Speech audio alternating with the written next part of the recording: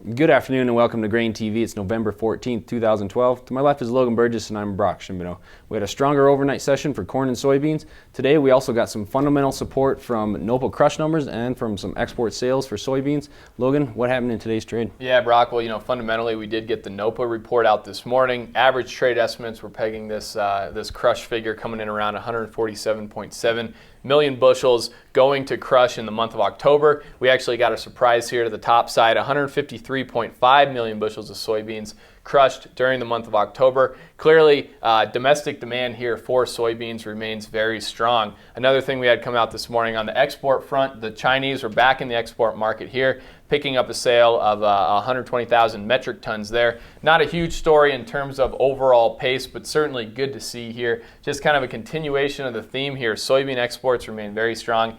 Inland demand remains very strong. We've seen that reflected in the cash market here a little bit. Soybean basis remains very strong across the U.S. If we turn over to Fire Tip though here and see where the last trades were printed at, we're looking at D's corn up 2 1/4. Soybeans on the January contract closing the day up 11 3/4. Wheat we saw back off a little bit here, down 2 cents in Chicago, up 3 1/2 there in Kansas City. Brock though, I think $14 it's clear is going to remain a battleground.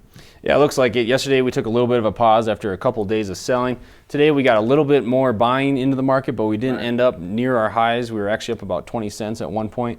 I think something that was putting a little bit of a bid under the market is that cash market, like you said. We've seen better basis levels for the Gulf region. We've seen better bases in a couple different swaths across the United States.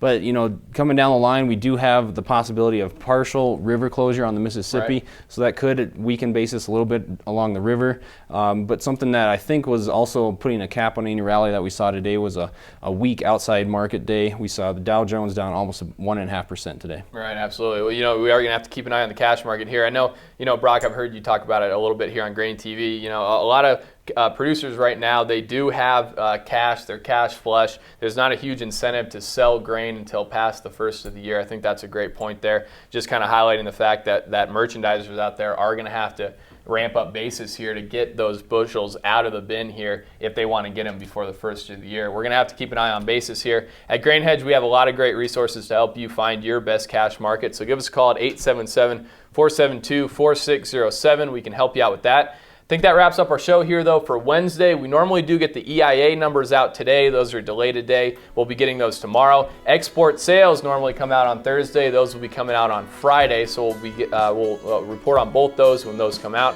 Thanks a lot for joining us here on GrainTV for Wednesday. Have a great evening. We'll see you tomorrow.